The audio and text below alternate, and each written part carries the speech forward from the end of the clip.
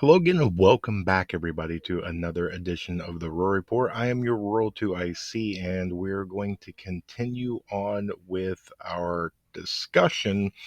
We've already put out a couple of videos. This is going to be the fourth installment of it.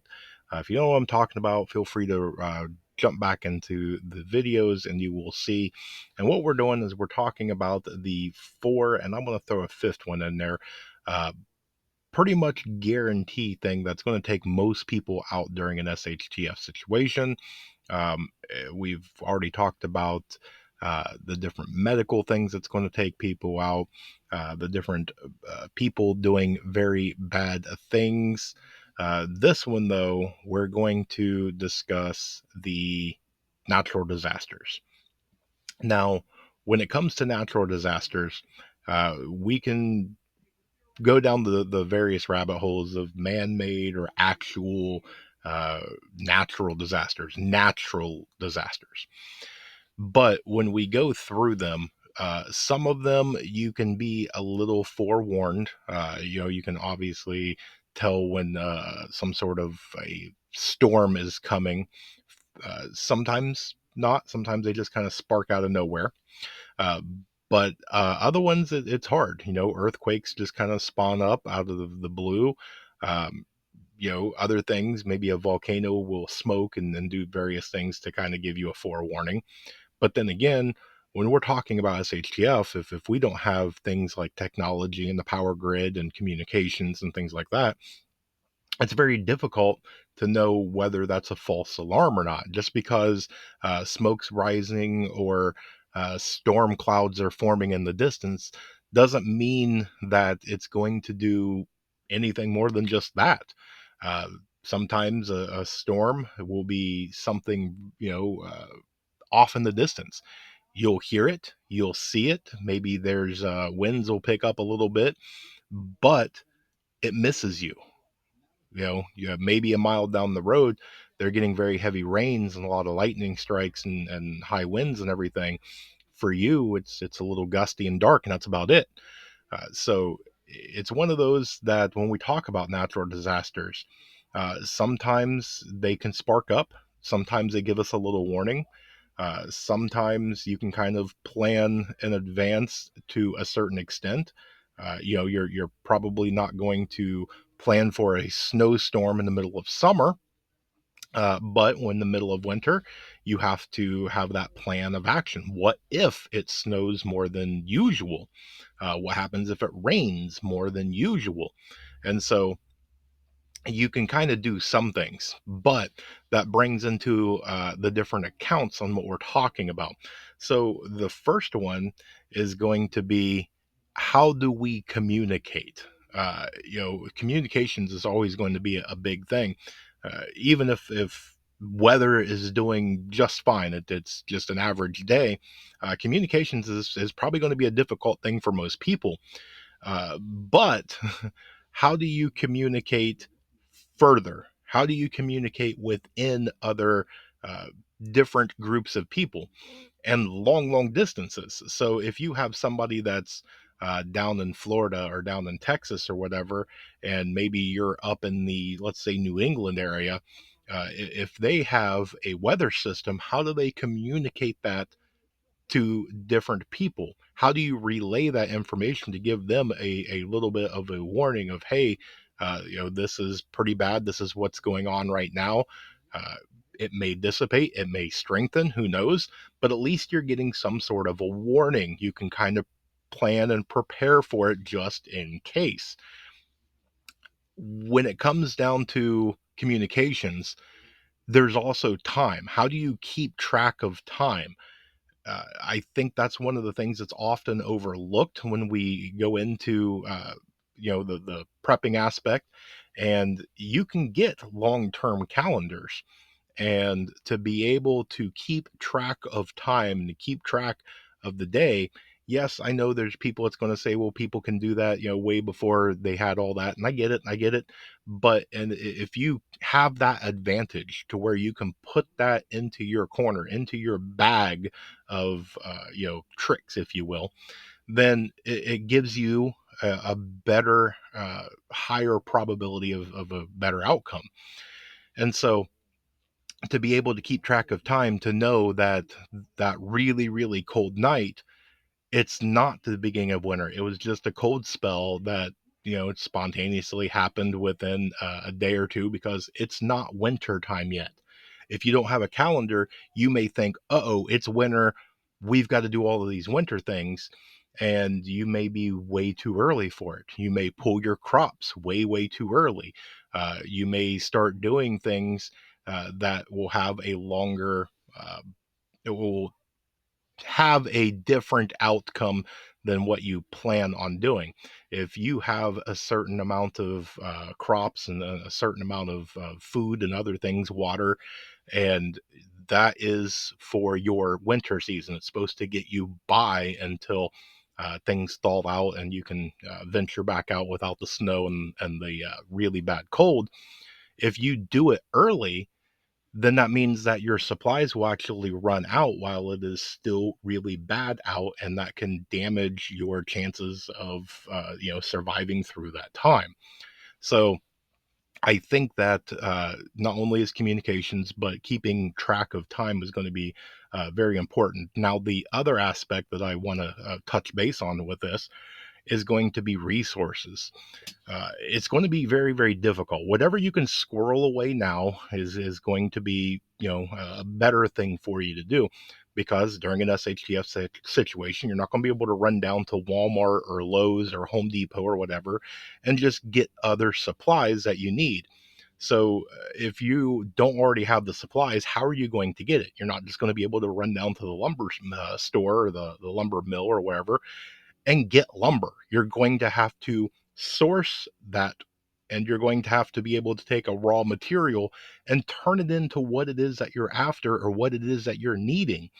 To be able to not only have the skill of being able to find that tree, knowing what kind of tree it is, what's going to work best for what you're trying to do with it, but to have the knowledge on how to fall that tree, how to transport it, how to uh, turn it into the sheet or board or whatever that you're going to need, the tooling and the knowledge and skill to be able to operate that tool correctly. There's a lot into when it comes to resources, because natural disasters consume a lot of resources. If you're talking about a blizzard that's going to come through, you're probably going to need a lot more fuel to keep warm. So it's consuming a lot more resources. When you're talking about a hurricane or a tornado or something like that, that's a lot of damaging winds and various things that you're going to need various resources to do repairs. Same thing with like an earthquake or whatnot. It's going to do damage. Anything that's a flood, a flood comes through, it may ruin things that you're going to have to take and cut out and remove and then replace when you repair. There's a lot to it. And when it comes to that, if we're going to talk about floods real quick, just because it rained really, really bad and all of a sudden the rains are over does not mean that you're out of the woods.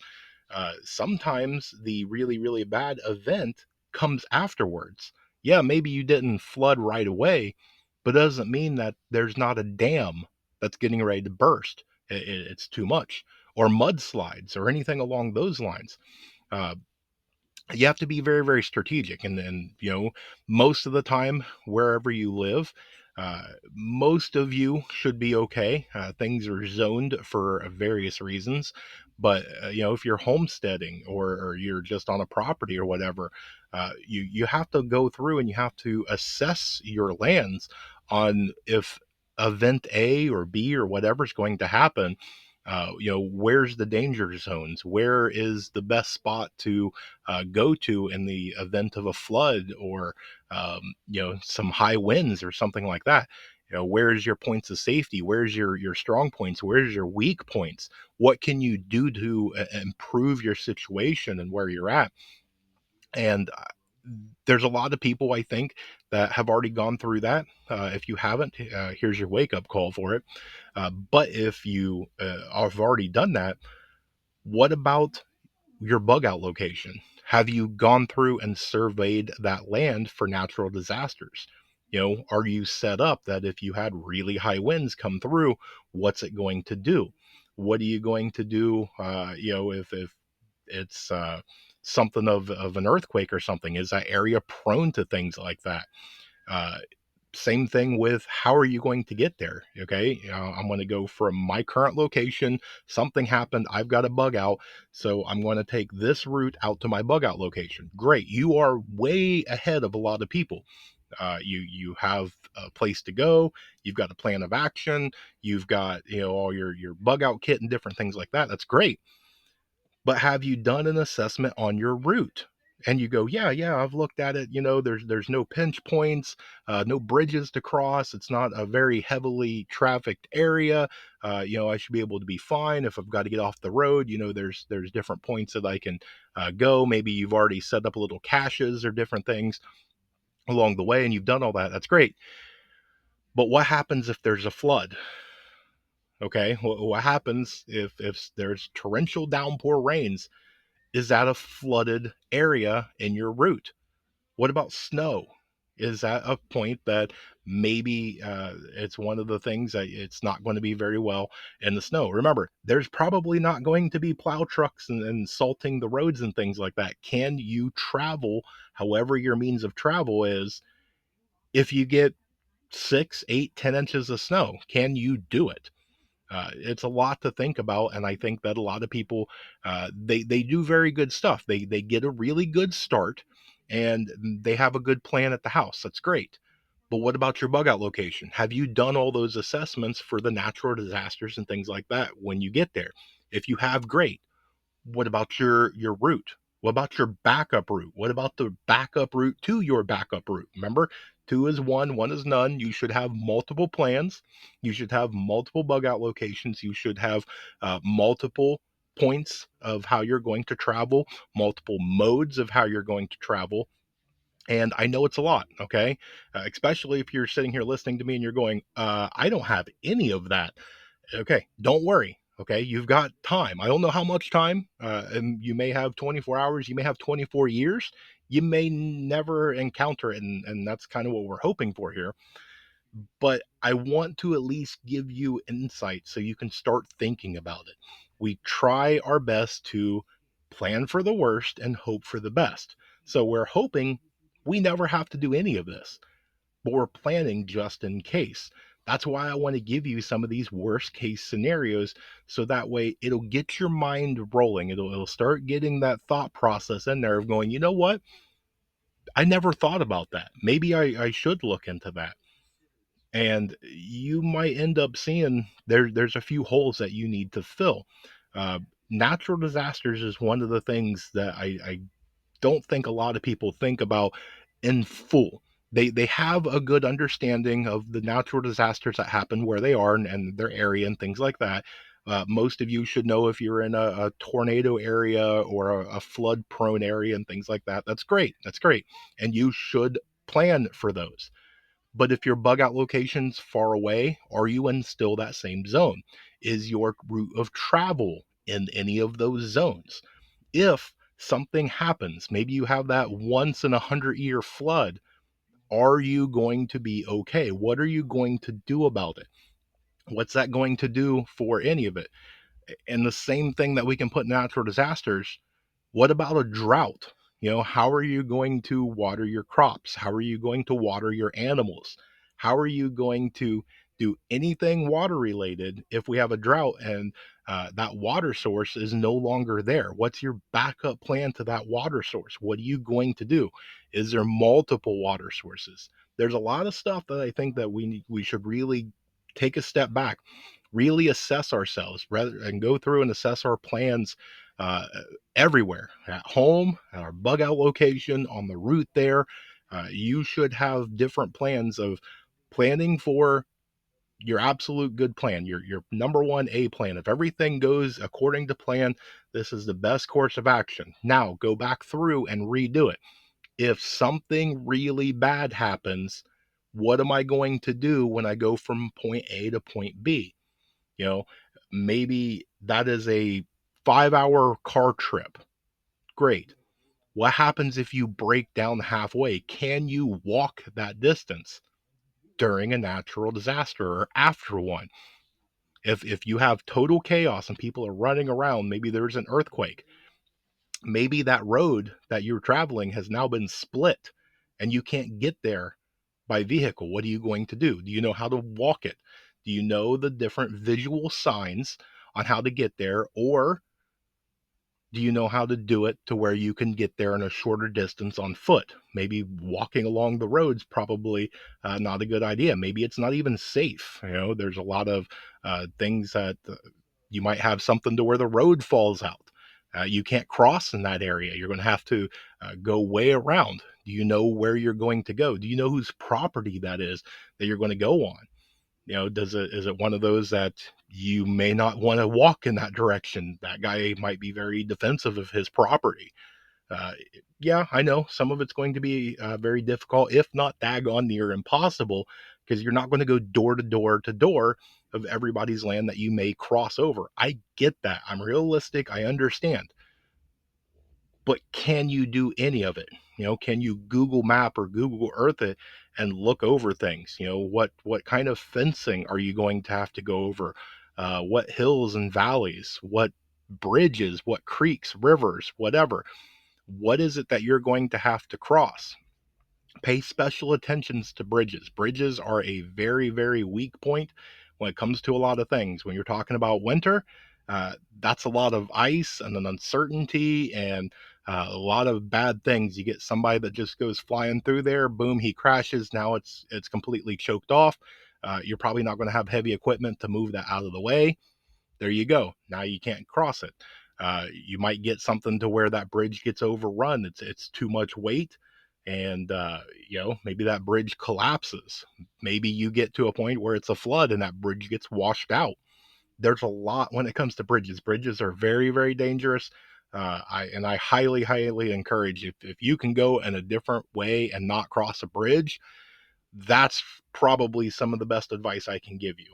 Try and get it to where bridges are completely out of your plan if you can. So, but that's what I've got for you guys today. I know this is actually a much shorter video when we talked about this stuff, but that's what I've got. I hope that you got some sort of information, some sort of value out of this. But with that, I hope you guys have an amazing day. I hope you have a blessed day. Stay tuned because there's more information to come. And with that, remain united because we're all prepping in this together.